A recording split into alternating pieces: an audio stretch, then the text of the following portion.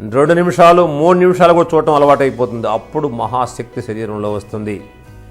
ఈ ఏకాగ్రతతో పాటు కంటి నరాలకు మంచి వ్యాయామమై కంటి నరాలు శుభ్రమై నేత్ర దృష్టి ప్రవర్ధమానమవుతుంది. త్రాటకమో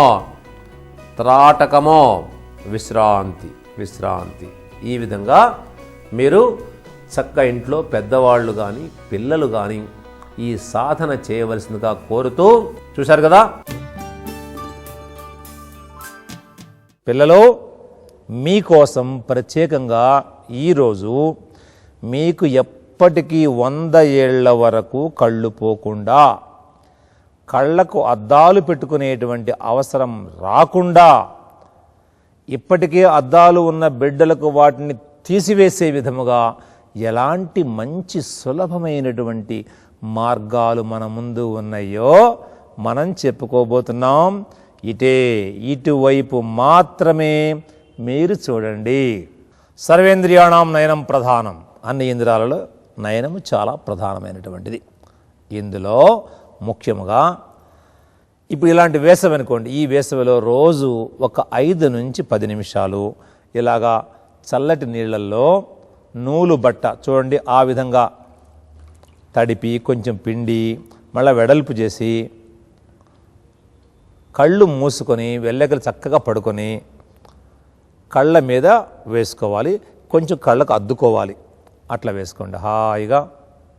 దానిపైన కొంచెం పొడి బట్ట, అంటే వెంటనే ఆరిపోకుండా ఉండటం కోసము, అంటే గాలి తగిలి ఆరిపోకుండా ఉండటం కోసం పైన పొడి బట్ట వేయాలి. ఆ పైన వేసిన బట్ట కూడా నూలు బట్ట, అంటే కాటన్ బట్టే ఉండాలి. ఏమ్మా గుర్తుందా? 5 నుండి 10 నిమిషాలు ఒక్కసారి వేసి చూడు, ఎంత చల్లగా ఉంటుందో. మన అనుభవం మనకు చెప్తుంది. ఈరోజు మనం ఇవాళ పుడుతూ ఉన్న మేనరికపు వివాహాల వల్ల కానీ ఇతర వివాహాల వల్ల కానీ పుట్టేటువంటి బిడ్డలలో దృష్టి లోపమున్న బిడ్డలకు ఏ విధమైన జాగ్రత్త తీసుకోవాలో ఈనాటి ప్రధానాంశంగా మనం చెప్పుకుంటున్నాం. దృష్టి సర్వేంద్రియాణం నయనం ప్రధానం. ఇది జన్యు లోపం వల్ల జరుగుతూ ఉంది. జన్యువులలో లోపము వల్ల నిన్న మనం చెప్పుకున్నాం ఈ సజాతి ధ్రువాలు వికర్షించుకుంటాయని. ఇలాంటి బిడ్డలలో దృష్టి నరములో ప్రసరణ జరగకపోవటం వల్ల దృష్టి కొంచెముగా ఉంటుంది. కొంతమంది పిల్లలకు క్రమంగా క్షీణించి పూర్తిగా అంధులైపోతారు. కొంతమంది బిడ్డలేమో పుట్టుకతోనే అంధులుగా పుడుతూ ఉన్నారు. కొంతమంది కొంచెం వయస్సు పెరిగే కొద్దీ అంధులుగా మారిపోతున్నారు. కొంతమంది పిల్లలు ఏదో నామమాత్రపు చూపుతో బ్రతుకును భారముగా వెళ్లదీస్తూ ఉన్నారు. ఎల్కేజీ యూకేజీ దాటి 1వ క్లాసుకు వచ్చేటప్పటికే బోర్డు మీద రాసిన బిడ్డలు కనపడటం లేదు. ఇది చాలా సిగ్గుచేటు మన జాతికి. 1వ క్లాసు పిల్లలకే కళ్ళు కనిపించక మనం ఇంతలా భూతద్దాలు పెడుతున్నామంటే అసలు మనకు జీవన విధానం తెలియదు అని స్పష్టముగా మనం తెలుసుకోవాలి. అలాంటి బిడ్డలకు మన యోగాచార్యులు, ప్రకృతి వైద్యులు ఇక్కడ మీకు అద్భుతమైనటువంటి మార్గాలు చెప్పబోతున్నారు. మీకు చాలాసార్లు చెప్తున్నాం, మీరు వినటం లేదు. మళ్ళా వచ్చి మమ్మల్ని మా ప్రాణం తీస్తున్నారు, మళ్ళా చెప్పండి అని. అది మీకు భావ్యము కాదు, మీరు వినాలి. విన్నవాళ్ళు కొన్ని 100,000 మందికి ఈ వ్యాయామం మీరు చెప్పాలి. ఇది మీ బాధ్యత. ఎందుకంటే మేము ఒక్కళ్ళం అన్ని లక్షల కోట్ల మందికి చెప్పడం కష్టం అవుతుంది. విన్న ప్రతి వాళ్ళు దీన్ని ప్రచారం చేయండి. బిడ్డలు ఎవరి బిడ్డలైనా ఒకటే, వాళ్ళ బిడ్డలైనా మన బిడ్డలైనా ఒకటే. కాబట్టి అందరికీ మీరు స్కూళ్లలో, పాఠశాలల్లో, కాలేజీలలో అందరికి కూడా పిల్లలకి ముఖ్యంగా ఉపాధ్యాయులు ఈ బాధ్యత తీసుకోవాల్సిందిగా కోరుతూ ఇక్కడ మన ఆచార్యులు మీకు చూపిస్తున్నారు చూడండి. ముందుగా మర్దన, కంటి మర్దన. 2 వేళ్ళు తీసుకోండి, 2 చేతులు ఇక్కడ చూపిస్తున్నారు చూడండి ఆచార్యులు. చక్కగా రెప్పల మీద, కంటి రెప్పల మీద మృదువుగా మర్దన చేయండి. మృదువుగా, అలాగే గుండ్రముగా చేయండి. కళ్ళ చుట్టూ చక్కగా మృదువుగా మర్దన చేయాలి. చిన్న బిడ్డలైతే చేసుకోలేరు కాబట్టి పెద్దవాళ్ళు బిడ్డలకు చేయాలి. తర్వాత కంటి వ్యాయామం మీకు చాలాసార్లు చెబుతున్నాం, కానీ మీరు వినటం లేదు. చూడండి, అట్లా పెట్టించేసి తల కదలకుండా ఉంచి బిడ్డలను పైకి చూడమని చెప్పండి. మళ్ళీ అలాగే కిందకు తీసుకొచ్చేసి కింద వరకు తల కదలకుండా కనుగుడ్లతో మాత్రమే కిందకు పైకి వేలు కదుపుతూ ఆ వేలుని బిడ్డ గమనిస్తూ ఉండమని చెప్పండి. కళ్ళు పైకి కిందకు, అంటే కంటి పాప కదలాలి. ఇలాగా కింద నుండి పైకి, పై నుండి కిందకు ఒక 10 నుండి 20 సార్లు నిదానముగా అభ్యాసము చేయించండి. తర్వాత ఎదురుగా పెట్టి ప్రక్క భాగాలకు చూడండి, అలాగ పెట్టి కుడివైపుకు కుడి చేయి, తల కదలకూడదు. మన బిడ్డను తల పట్టుకొని అభ్యాసం చేయించాలి. కళ్ళు మాత్రం బాగా పక్కకు సాగదీయమని చెప్పాలి. మరలా క్రమంగా ఆ వేలును చూస్తూ మధ్యలోకి తీసుకురావాలని చెప్పాలి. తర్వాత ఎడమ చెయ్యి ఎడమ వైపుకు తీసుకువెళుతూ బిడ్డకు అభ్యాసం చేయించండి. ఉపాధ్యాయులు మీరు మర్చిపోవద్దు, బిడ్డలను ఈ విధంగా బిడ్డలకు అభ్యాసం చేయించండి. ఆ బిడ్డలు జీవితంలో మిమ్మల్ని మర్చిపోలేరు. మీరు నేర్పిన పాఠాల కన్నా వాళ్ళ ఆరోగ్య సాధన కోసం మీరు చెప్పేటువంటి అంశాలు వాళ్ళ జీవిత కాలం మొత్తం గుర్తుండిపోతాయి, మిమ్మల్ని మర్చిపోరు వాళ్ళు. ఈ విధంగా రెండవ వ్యాయామం చేయాలి. తర్వాత మూడవ వ్యాయామం గుండ్రముగా తిప్పటం. చూడండి, ఇక్కడ ఆచార్యులు చూపిస్తున్నారు మీకు. చేతిని గుండ్రముగా తిప్పుతూ పై నుండి కిందకు, కింద నుండి పైకి గుండ్రముగా తిప్పుతూ కళ్ళు కూడా గుండ్రముగా తిప్పమని చెప్పాలి. ఇలా ఒక 5 సార్లు 10 సార్లు చేయించి మరలా వ్యతిరేక దిశలో కూడా. ఇప్పుడు చూడండి, మళ్ళీ కుడివైపు నుంచి ఎడమ వైపుకు. ఇది చాలా సులభం, ఏమీ కష్టము లేదు, కానీ ఇష్టముగా పెద్దలు చేయాలి. మీరు అనవసరమైనటువంటి కార్యక్రమాల కోసం గంటలు వృధా చేస్తున్నారు. బిడ్డల కోసం మీరు సమయం కేటాయించడం లేదు. బిడ్డల్ని పెంచడం అంటే డబ్బులు ఇవ్వటం కాదు, ఫీజులు కట్టడం కాదు, బట్టలు కొనిపెట్టడం కాదు. బిడ్డలను ఆరోగ్యవంతముగా కాపాడటము తల్లిదండ్రుల యొక్క శ్రేయస్సు. కాబట్టి బిడ్డలారా చూడండి, ఇట్లా చేసిన తర్వాత ప్రతి వ్యాయామం యొక్క చివరిలో చేతులు బాగా నలిపి వేడి పెట్టి బిడ్డలకు ఆ వేడిని కళ్ళకు అంటించాలి. 1 నుంచి 10 అంకెలు చదివే వరకు ఉంచి తర్వాత తీసి మళ్ళా మరొక వ్యాయామం. ఇప్పుడు మీకు 4 రకాల వ్యాయామం చూపించాం. ప్రతి వ్యాయామానికి మధ్యలో చేతులు రుద్ది ఈ వేడిని పుట్టించి ఈ వేడిని కళ్ళ మీద పెట్టాలి. 1 నుండి 10 అంకెలు చదివే వరకు. దీన్ని మీరు ఎట్టి పరిస్థితుల్లోనూ మర్చిపోవద్దు, గుర్తుపెట్టుకోండి. చేయి చాపండి మీరందరూ కూడా.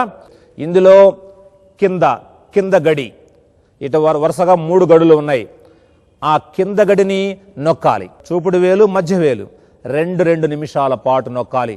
నొక్కేటప్పుడు మోచేయిని వంచరాదు. మోచేయిని బాగా పూర్తిగా చాచి ఉంచి, కావాలంటే మోకాల మీద పెట్టుకొని ఆధారంగా రెండవ చేతితో చూపుడు వేలు యొక్క కింది గణుపును మధ్య గణుపును సున్నితముగా మృదువుగా, బిడ్డల చేతులు చాలా మృదువుగా ఉంటాయి కాబట్టి మొరటుగా నొక్కకుండా, బిడ్డలకు నొప్పి కలగకుండా వాళ్ళకు మంచి మాటలు చెప్తూ, నీకు బాగా కళ్ళు వస్తాయి నాన్న, నువ్వు బాగా చూడగలుగుతావు, చక్కగా చేయించుకో, రోజు నువ్వు కూడా అలవాటు చేసుకో అని బిడ్డలను ప్రేమపూర్వకంగా చెబుతూ ఇక్కడ నొక్కితే కంటి నరాలలో కదలిక వస్తుంది. తిప్పండి చెయ్యి. ఇక్కడ 2 బుడిపలు చూపించండి, 2 బుడిపలు చూపించండి. ఈ చూపుడు వేలు మధ్య వేలు బుడిపలకు మధ్య అక్కడి నుంచి 1 ఇంచు కిందకి, 1 అంగుళం కిందకి. ఇది ఆప్టిక్ నర్వ్, ఇది దృష్టి నరము. ఇక్కడ నొక్కాలి. ఇక్కడ చూడండి కరెక్ట్గా. ఇక్కడ నుంచి 1 ఇంచు కిందకి. ఇక్కడ బిడ్డలకు నొప్పి వస్తుంది. దృష్టి దోషము ఉన్న బిడ్డలకు కానీ పెద్దలకు కానీ ఎవరికైనా ఇక్కడ నొప్పి వస్తుంది. అడుగున ఏలు పెట్టాలి, పైన ఏలు పెట్టాలి, మోచే చాచి ఉంచాలి. ఇట్లా ఒక 60-70 సార్లు నిదానముగా మొరటుగా కాకుండా బిడ్డలు నొక్కండి. అలాగే రెండవ చేతిలో కూడా చేయండి. తల్లులు మర్చిపోవద్దమ్మా, మీరు మీ బిడ్డలకు మంచి దృష్టి కలగాలనేటువంటి గాఢమైన సంకల్పం పెట్టుకోండి. గాఢమైన సంకల్పం, యద్భావం తద్భవతి. నీ బిడ్డలకు తప్పకుండా చూపు వచ్చి తీరుతుంది. రావాలి అని ప్రకృతిని ప్రార్థించు. ఆ తల్లి మన బిడ్డలకు దృష్టిని ప్రసాదిస్తుంది. నీపై ఎంతో ప్రేమతో, ఆప్యాయతతో, ఆత్మీయతతో ఎక్కడెక్కడో ఉన్నటువంటి మహాద్భుతమైనటువంటి యోగాలను వెలికి తీసి వాటిని మీకు అందించినందుకు మీరు కూడా అంతే విశ్వాసంతో, అంతే ప్రేమతో ఆచార్యులు మాకు చెప్పారు కాబట్టి మేము కూడా కష్టపడి సాధిస్తామని మీరు మనసులో దృఢమైనటువంటి నిర్ణయం తీసుకొని దీనిని మీరు సాధించి వచ్చి మాకు తెలియజేయటమే మేము మీ నుంచి కోరేటువంటి గురుదక్షిణ.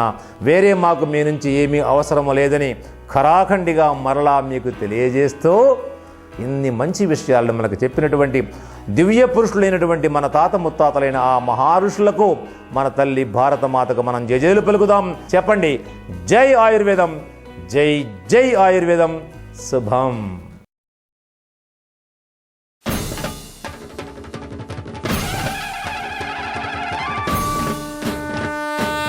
అడుగో అడుగడుగడుగడుగో అడుగో అడుగడుగడుగడుగో ఆయుర్వేద సూర్యుడు ఉదయిస్తున్నాడు.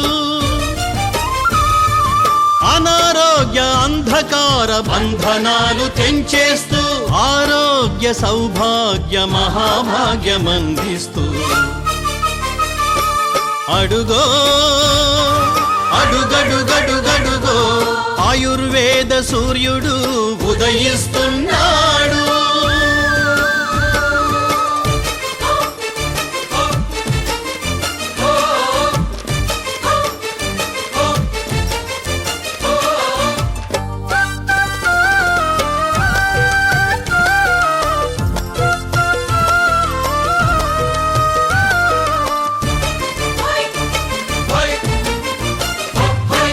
జనని జన్మభూమి కన్న మిన్న ఏది లేదంటూ భారతీయ ప్రజలలో దేశభక్తి వెలిగిస్తూ విదేశీయ విశృంఖల విష సంస్కృతి విరిచేస్తూ ఆయుర్వేద సాంస్కృతిక విప్లవాన్ని రగిలిస్తూ అడుగో ఆయుర్వేద సూర్యుడు ఉదయిస్తున్నాడు.